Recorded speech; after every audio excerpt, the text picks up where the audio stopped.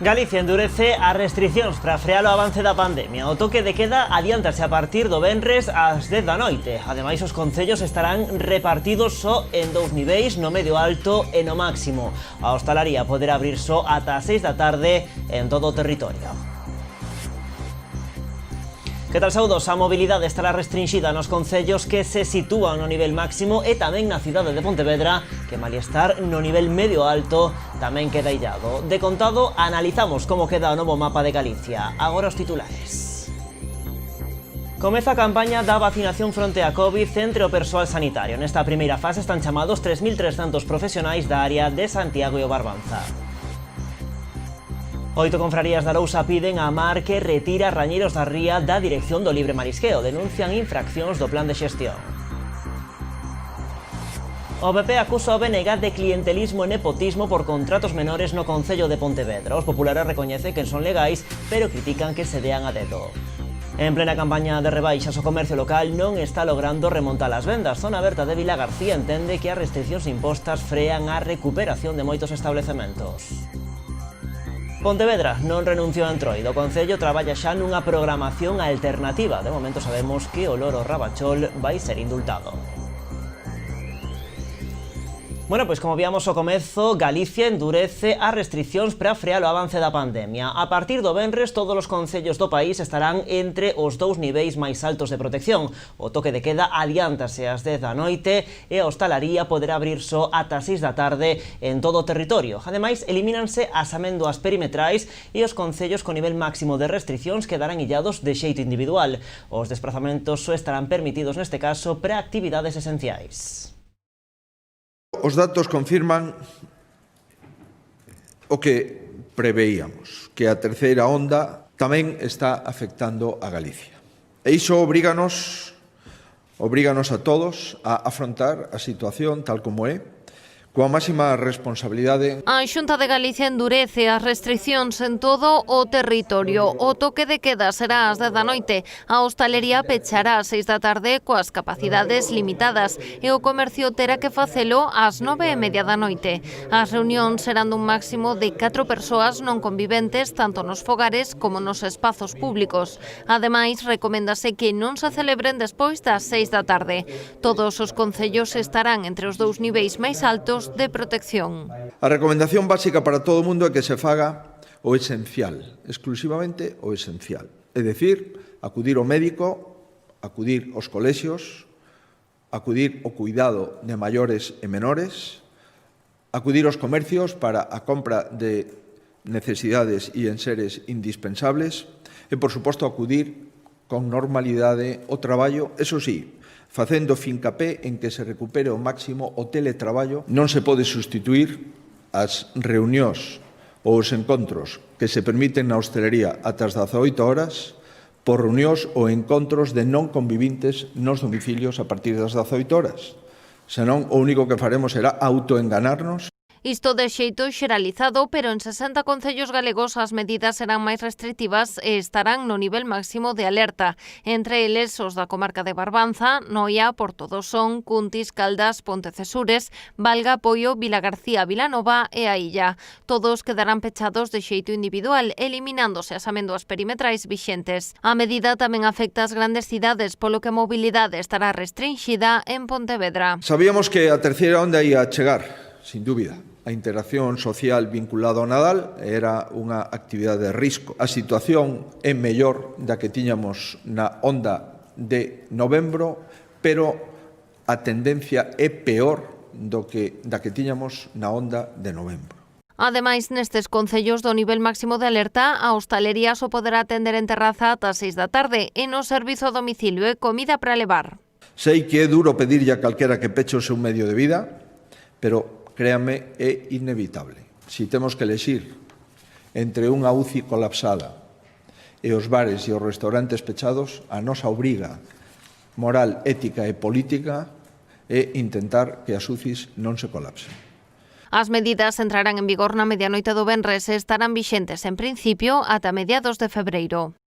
Bueno, neste novo escenario, os concellos da comarca do Barbanza, Noia, Portodosón, Cuntis, Caldas, Pontecesures, Valga, Poio, Vilagarcía, Vilanova e a Illa pasan a estar no nivel de máxima alerta, unha decisión que se toma polo crecemento dos casos nos últimos días. Os seus gobernos locais son conscientes do impacto que as medidas van ter, sobre todo na hostalaría e no comercio. Por iso, piden responsabilidade para mudar a situación canto antes.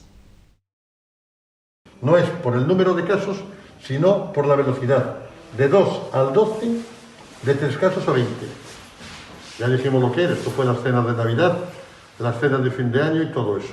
Entonces, ahora hay que separar a la gente para que toda la gente que se contagió en esas fechas no contagien a más gente y lleguemos a una situación, como hay en otros ayuntamientos, de más de 100 casos, que es peligrosísimo. Sí que creemos que, dada a situación, sería prudente e necesario facer un rastrexo e un cribado a nivel máis local para poder evaluar ese resultado e ver como evoluciona o noso concello e detectar tamén posibles ciudadanos que poidan estar infectados.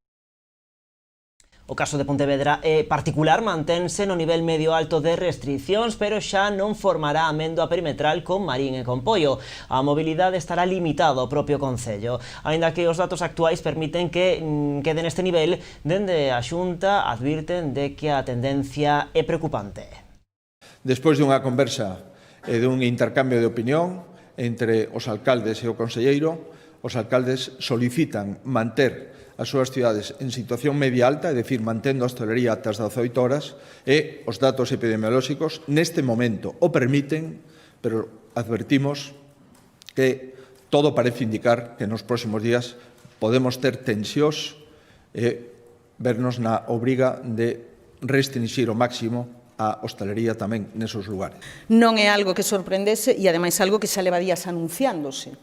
E, polo tanto, tiveron tempo para tamén organizar e ter preparado para a súa publicación no DOGA e para a súa posta en funcionamento con carácter inmediato das medidas económicas que teñen que ter todos os sectores que se van ver altamente afectados por esta situación. E os concellos que non estean no nivel máximo de restrición van estar no medio alto. As limitacións aumentan, polo tanto, en Ribadumia, Meis e Moraña, que estaban coas limitacións básicas. Para Meaño non vai haber cambios, pero a situación mellora en Cambados, O Grove, Sanxenxo e Lousame, que se atopaban no nivel de restricións máis alto. Agradecemos que por fin pasemos a nivel medio alto, algo que era comprensible que viñemos pedindo porque non entendíamos porque outros concellos con moitos máis casos, con moita máis incidencia, estaban nun nivel inferior ao noso, e bueno, e tamén é un alivio para o sector do comercio, o sector da hostelería, que despois xa de 2 meses pois van ter un pouco máis de dinamismo na súa actividade. E vamos a intentar facer todos un esforzo para que o Grove se siga mantendo nos bons resultados que vimos arrastrando desde fai estas 3 últimas semanas. Pasar de 64 positivos a 15, a verdad que é un moi bo dato que é gracias ao comportamento de todos os veciños e de todas as veciñas. Isto nos permite, como acabo de anunciar, que o Grove cambie de máxima restricción a nivel medio alto, que é o nivel que temos ahora mismo prácticamente en toda Galicia. É unha boa noticia que Sanxenxo pase de nivel máximo a nivel medio alto, pero isto hai que collelo con moita precaución, posto que o que teño que pedirlle aos establecementos, aos locales que van a aperturar, que sean moi rigurosos, moi escrupulosos, cumprindo as normas. E, por outro lado, tamén a ciudadanía, as persoas que vayan a utilizar locales ou que vayan a ter máis mobilidade, que, por favor, que sean responsables, porque non vai a ser o caso que dos 35 casos que temos agora, pasemos a casi 100 que tuvemos no pasado e nos pode levar a perder, por exemplo, a Semana Santa. Entre tanto, continúan aumentando os casos de coronavirus. Na área sanitaria de Pontevedra e o Salnés rexístranse hoxe 62 novos contaxios, o que leva o número de positivos aos 832. En canto ás hospitalizacións, esta área mantén hoxe a 57 doentes ingresados. Deles 47 atópanse en planta, 37 no Montecelo e 9 no Hospital do Salnés. Tamén hai unha persoa ingresada no Quirón Salud Domínguez de Pontevedra. Ademais, outras 10 persoas evolucionan na unidade de cuidados críticos do Montecelo. A cidade de Pontevedra contabiliza hoxe 6 novos casos e o total de positivos no concello ascende xa aos 171. Pola súa banda en Poio hai hoxe 76 casos, son 10 máis ca onte. E a área sanitaria de Santiago e o Barbanza suma hoxe 76 novos casos activos. O total de doentes infectados por COVID ascende xa a 1.886. Nas últimas 24 horas confirmáronse 149 novos casos por PCR. Descende, iso sí, o número de hospitalizados con 93 pacientes, 9 menos ca onte, e baixa tamén en o número de doentes en coidados intensivos. Hoxe son 6. En canto aos datos por concellos, no Barbanza, Ribeira segue a ser o municipio con maior número de contaxios, aínda que hoxe baixa os 142, 13 menos ca onte. Baixan tamén os contaxios en Boiro, situándose no 70, 3 menos ca onte, soben en Noia, que pasa dos 65 aos 68.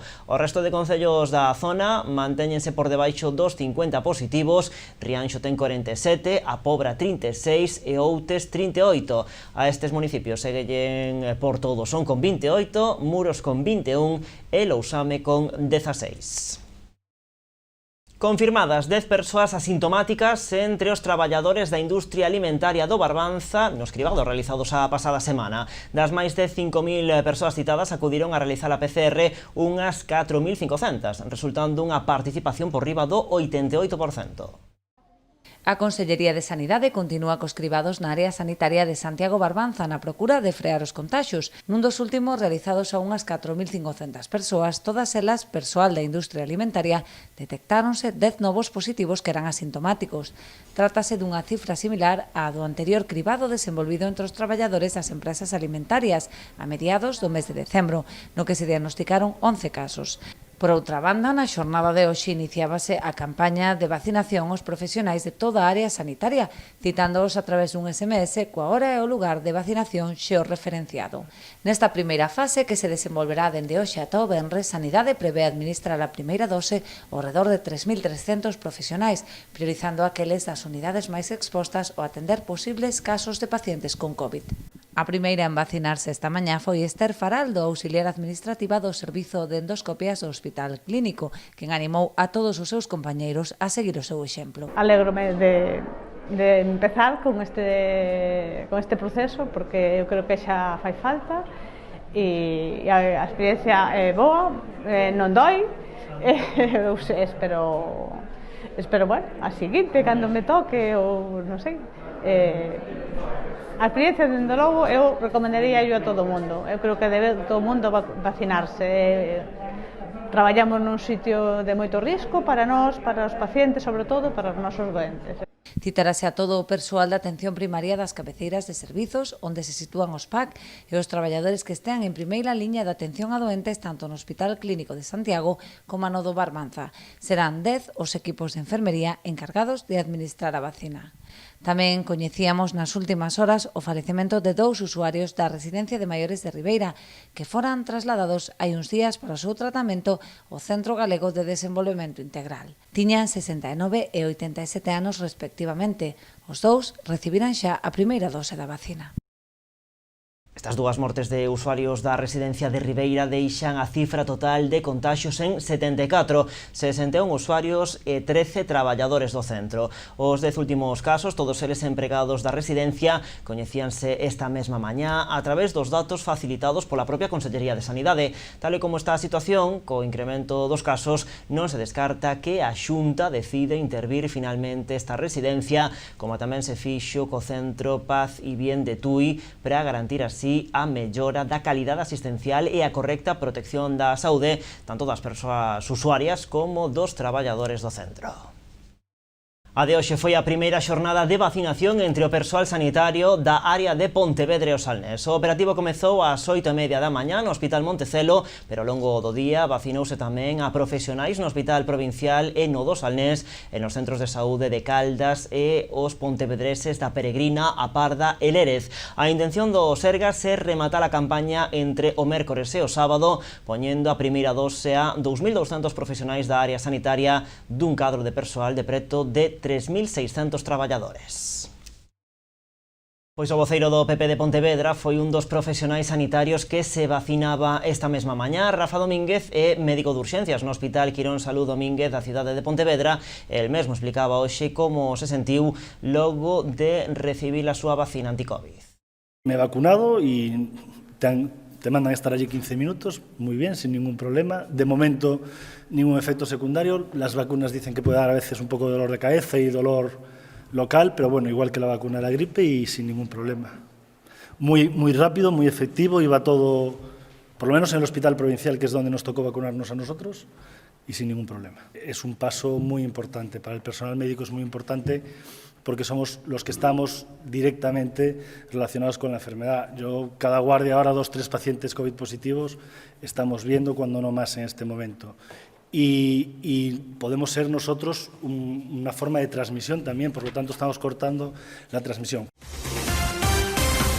Co frío que vai estes días na nosa contorna notase máis que nunca a nova realidade que se vive nos centros educativos na súa loita contra a expansión do coronavirus. A necesidade de ventilar as aulas de forma continuada pola Covid obriga os colexios a manter abertas as súas fiestras en plena vaga de frío.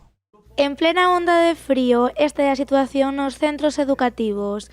Ventas abertas de par en par para ventilar as aulas e así cumprir cos protocolos COVID.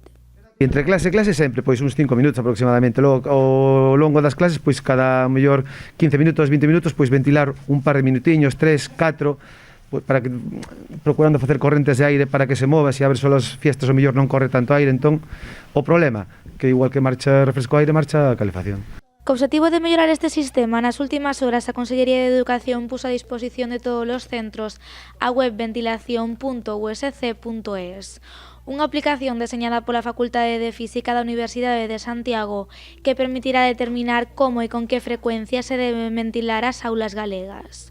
A través dunha especie de programa informático, cargas os datos da aula e eles, pois, digamos que optimizan esos momentos de ventilación, para buscar, digamos, un equilibrio entre ter calefactado o edificio e telo ventilado.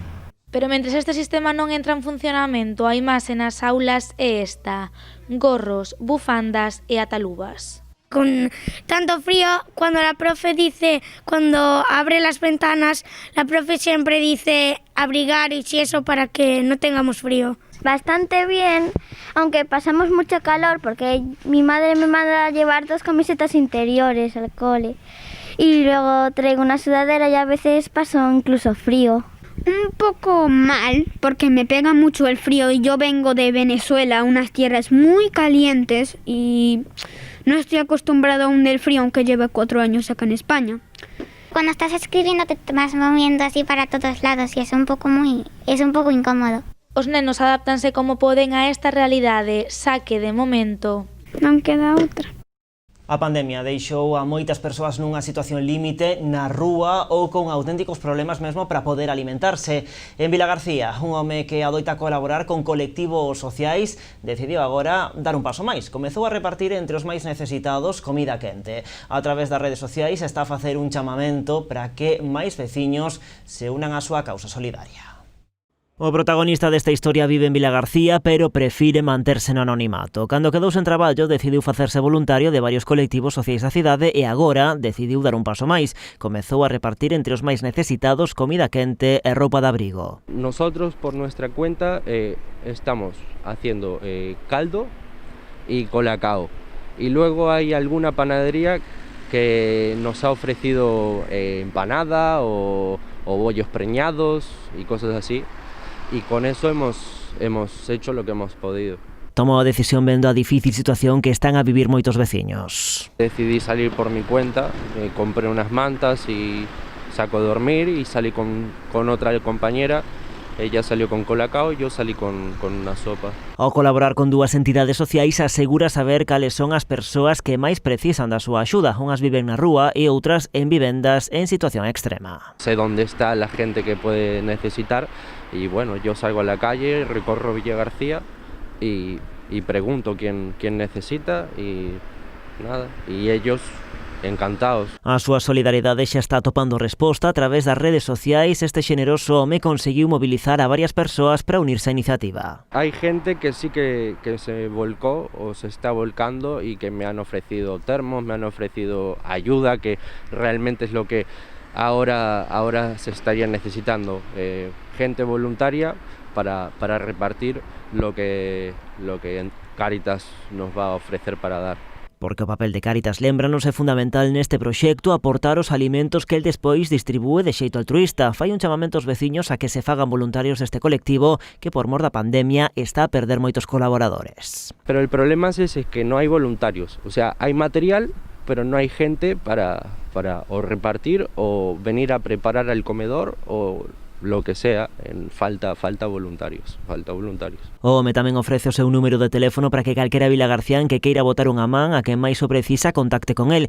Insiste na importancia do voluntariado e dos colectivos solidarios que, segundo lamenta, suplen a ausencia de políticas sociais neste respecto por parte do Concello de Vilagarcía.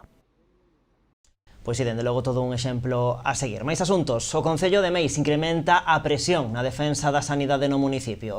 A alcaldesa vai manter mañá unha nova reunión co xerente da área sanitaria de Pontevedra e o Salnés para solicitar a reposición dos servizos que foron suprimidos no municipio, como o pediatra ou a matroa. Na xuntanza, Marta Giraldez vai reclamar tamén a reapertura do consultorio de Paradela. Ademais, a rexedora convocou para este mesmo venres os representantes de todas as asociacións culturais e deportivas, comunidades de montes, colectivos veciñais e representantes dos diferentes partidos políticos. O Concello pretende que esa xuntanza sirva para acordar un escrito conxunto para reclamar á Xunta a reposición dos servizos de pediatría e matroa e a reapertura do consultorio de Paradela. Como todo, este ano en Troido tamén vai ser diferente. Na cidade de Pontevedra non van renunciar á festa e xa están a traballar nun programa alternativo. Pola de agora, o que sabemos é que o Concello xa decidiu que desta volta o loro Rabachol non vai ser sacrificado. Contamos os detalles de contado a volta da publicidade aquí nas Novas do Día.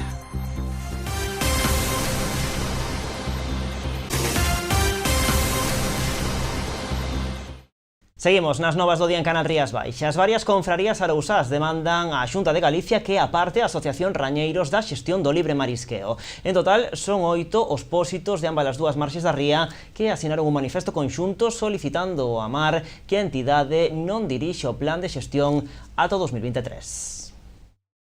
A través dun escrito presentado ante a Dirección Xeral de Desenvolvemento Pesqueiro, as confrarías de Rianxo, Cabo de Cruz, A Pobra, Palmeira, Guiño, Ribeira, Carril e Vilaxoán denuncian presuntas infraccións na dirección do plan de xestión do libre marisqueo por parte da Asociación Rañeiros da Ría, especialmente no que ten que ver coa vixilancia e a rexeneración. O plan de gestión, eles no seu plan puñían que se iba a vigilar, tanto de día como de noite, que eso é mentira, de noite non se está vigilando nada, tanto en esa zona, nos lombos, como en Cabío.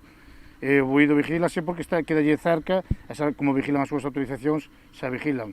Pero en tanto nos lombos como en Cabío non se está vigilando. En Cabío, exemplo, este ano non está habendo punto de control. Quer decir, eso son cousas que no plan, si yo pos, non se están cumplindo, de que estás facendo un control sobre eso. E pois, aparte de regeneracións, non se está facendo nada.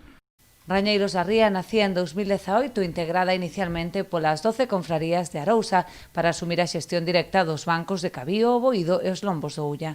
Sen embargo, a falla de entendemento e os conflitos entre confrarías provocaron que a maioría abandonaran o proxecto, quedando únicamente na actualidade os pósitos da Illa, Vilanova, Cambados e o Grove.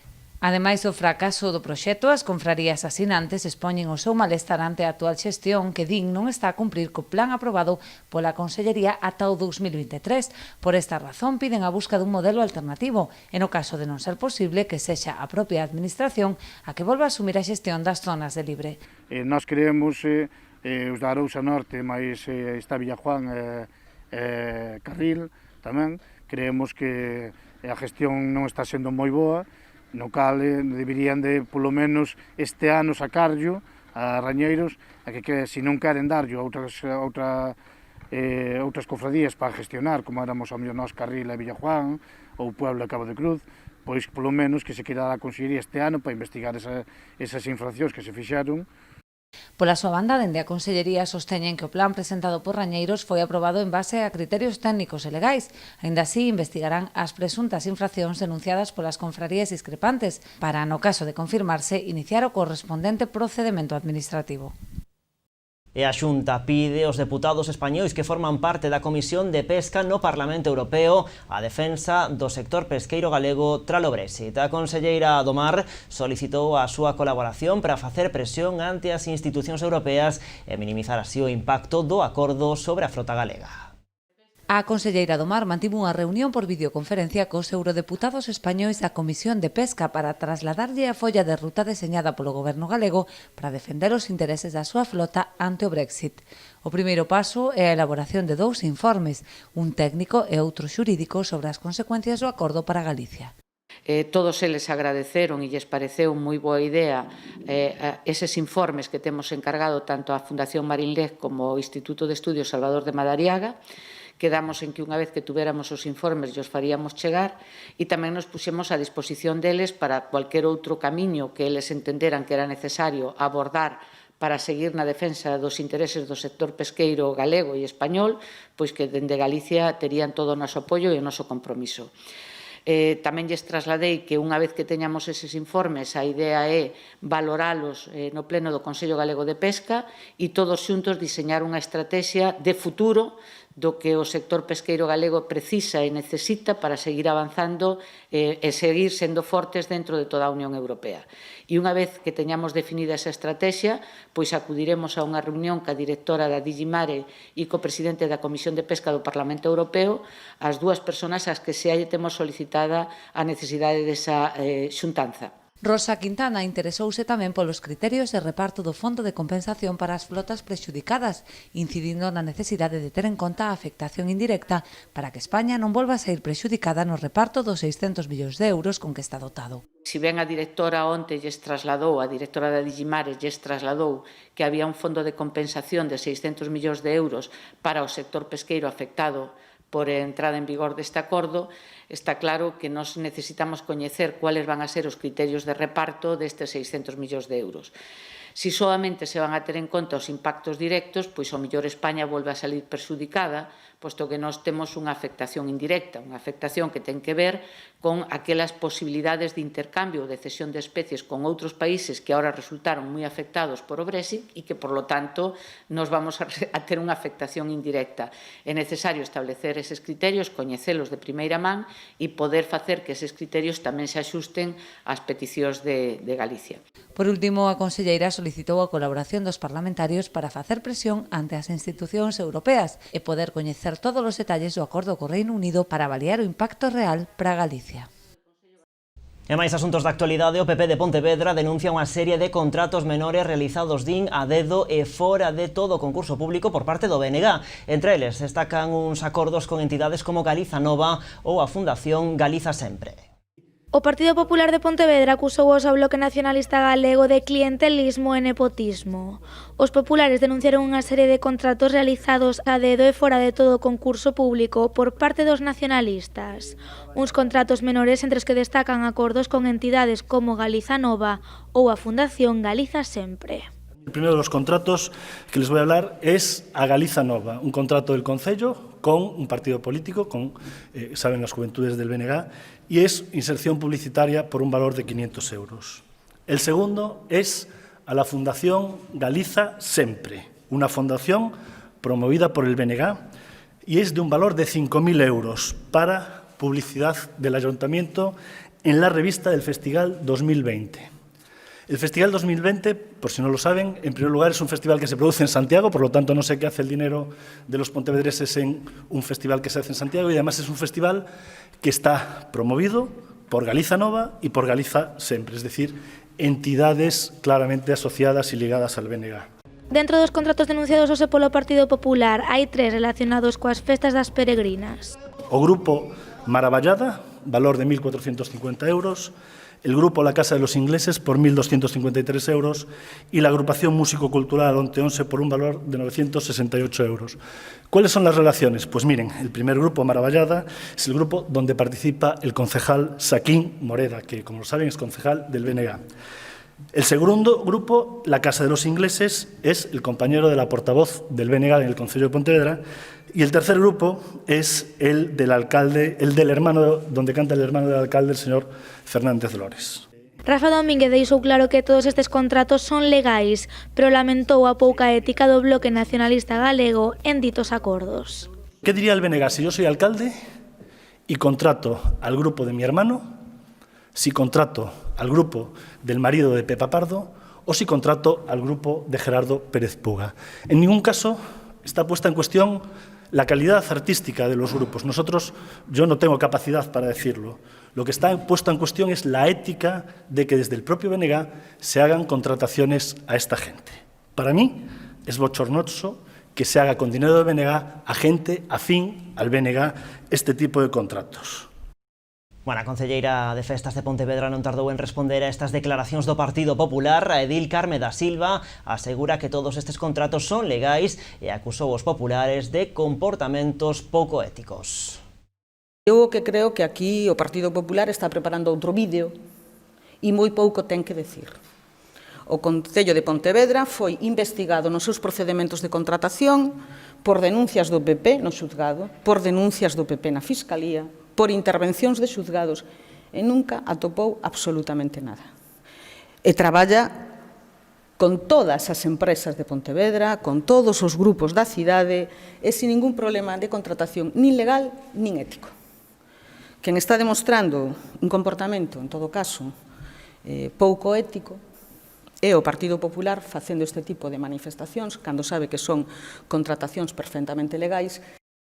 E máis crónica política, o PSOE de Ribeira reclamará a través do seu grupo parlamentario partidas para diversas actuacións a incluir nos orzamentos da Xunta por un valor total de 2.600.000 euros. Nunha xuntanza na que tomou parte a deputada Noa Díaz, os socialistas ribeirenses fixéronlle chegar as principais necesidades do municipio para que sexan incorporadas nas enmendas aos presupostos da Xunta pro ano 21 que serán debatidos na última semana deste mes de xaneiro. Entre outras cuestións, piden 400.000 euros para a reforma do centro de saúde, 300.000 para iniciar a construción dunha nova residencia de maiores ou outros 300.000 euros para ampliar o centro de día. Tamén solicitan 1 millón de euros para a construción dun novo museo do mar e da pesca e outros 100.000 para a posta en valor do peirao da Cobasa en Aguiño. E Rianxo en Común reclama o mantemento dos viais municipais en mal estado e a mellora da traída de auga municipal ata o lugar da Pousada na parroquia do Araño. Estas dúas serían as súas propostas a incluir na relación de obras que o Concello acometería con cargo ao Plan Único da Deputación da Coruña, o que a Rianxo lle corresponden uns 634.000 euros. Segundo din, nestes anos foron moitas as demandas realizadas sen que o equipo de goberno as tivera en conta. Para Rianxo en Común trátase de dúas obras prioritarias que compre acometer din con urxencia, pois son servizos básicos que o Concello din debe garantir.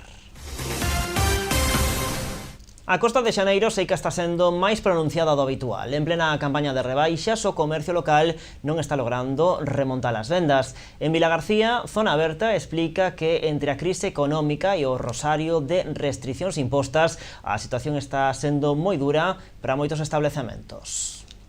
As rebaixas son unha oportunidade para tentar reflotar as vendas de moitos establecementos. Este ano a campaña está sendo dura por mor da crise derivada da pandemia. En Vilagarcía, Zona Aberta recoñece que polo de agora as vendas son frouxas. As restriccións que temos pois está conlevando que a xente pois se retraiga un pouco a hora de mercar. Si, os primeiros días pois bueno, foron bons, pero agora a cousa va moito máis lenta. Digamos que vai como o tempo, non moi congelado. A crise económica non é o único motivo que conxela as vendas do comercio Vilagarcía. Coa cidade pechada perimetralmente, moitos clientes de outros puntos da comarca non poden agora vir facer as súas compras á cidade. Estas restriccións están facéndonos que a xente pois non merque tanto como era desexado, non?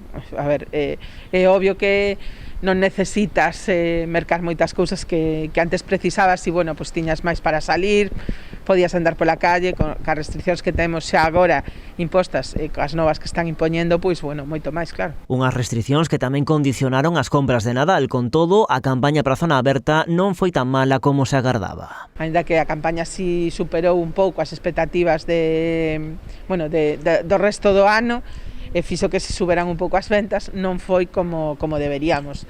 O temos visto que moita xente tuvo que poñer certos descontos durante o período de Nadal que normalmente non se poñen, precisamente por eso, porque as ventas caeron e a xente non mercaba. Parte do éxito, segundo entenden, débese á creación da segunda edición da campaña de bonos Son da Casa impulsada polo Concello. Foi fantástica e fixo que a xente se mercara no comercio local. Evidentemente, para nós é fundamental este tipo de campañas e creo que son moi positivas, non só para nós, tamén para o cliente, non? Porque, fan que se anime a comprar e fan que as ventas aumenten, por suposto. Este Nadal, Rabella puxo en circulación 3.750 lotes destes bonos cun custo de 20 euros cada un, pero cun valor de 30. Gealsa inicia este ano 2021 con diferentes obxectivos e actividades a desenvolver en materia de responsabilidade social corporativa como parte do seu programa WISI. Durante o 2020, a compañía traballou no desenvolvemento de novas iniciativas e proxectos que tiñan como principal finalidade intensificar e fortalecer o impacto positivo que xera a súa actividade empresarial no entorno. Gealsa pechou o ano 2020 reforzando o seu compromiso coa sostenibilidade e o medio ambiente a través do seu programa WISI. Así, durante o pasado ano, a firma radicada no Bodión logrou intensificar as súas actividades en materia de responsabilidade social corporativa coa asinatura de diferentes acordos estratéxicos e de desenvolvemento de novos proxectos medioambientais. Continuando coa súa aposta polas enerxías renovables e despois de acadar a neutralidade de emisións de CO2 nas súas instalacións, a compañía prevé levar a cabo diversas inversións para conseguir que sexan cada vez máis eficientes, seguir incrementando o volume de produción de enerxía eólica e facilitar a transición cara a unha mobilidade verde, instalando puntos de recarga para coches eléctricos. Ademais, como parte do seu compromiso coa economía circular, Gealsa conseguiu lanzar ao mercado 50 novos produtos de alimentación animal a través da súa filial Pet Select e reforzou o seu investimento en I+D+I para proxectos orientados ao aproveitamento e valorización de diferentes materias primas. En canto ás súas actividades relacionadas coa responsabilidade social, dende o inicio da crise sanitaria, Gealsa e as súas filiais ampliaron as súas donacións tanto de alimentos como de material de protección sanitario ante a COVID. Cambiamos de asunto. O Concello de Pontevedra traballa xa na elaboración da programación do Entroido de 2021. Este ano, con motivo da COVID, non vai haber grandes aglomeracións, pero o goberno local non renuncia a estas festas. Unha das principais novidades é que non haberá enterro do loro Rabachol. Pontevedra non renuncia a celebrar o Entroido 2021. Iso sí, este ano esquecedevos destas imaxes, porque con motivo da COVID esta vez non haberá desfiles, comparsas, nin tan sequera murgas. Pero o Carnaval estará presente en todas as rúas da Boa Vila. Unha razón é que congregan a moitísima xente e a outra, que tamén ten a ver coa situación sanitaria na que estamos, é que os propios grupos que participan, que son asociacións e colectivos, teñen para preparar esas actividades que reunirse previamente durante moito tempo e facer ensaios no que se xuntan grupos importantes de xente, 20 persoas, 25, 30, 40, persoas que non conviven entre eles e que as condicións sanitarias nin permiten, nin aconsellan que se fagan ese tipo de ensaios para poder despois celebrar ese tipo de actividades. Co obxectivo de evitar as grandes aglomeracións, o Concello renuncia a facer actos masivos, pero si haberá actividades itinerantes. Ademais, o goberno local incluirá na programación exposicións sobre momentos históricos do Entroido. Como non podemos facer festa pola rúa, como non podemos facer festas polas prazas, o que si estamos traballando en traer o recordo histórico e a memoria dos Entroidos de Pontevedra ás prazas. Como xa vos decía, non van ser actividades festivas, non van ser actividades nas que se xunte moita xente, pero si pensamos que dunha forma ou outra temos que retomar as rúas coa Entroido, coa iluminación e pois con actividades que nos recorden eses Entroidos que vivimos habitualmente e que queremos volver vivir o próximo ano. En canto a Loro Rabachol, a figura máis importante do Entroido pontevedrés, non faltará a esta cita, pero nesta ocasión non será sacrificado.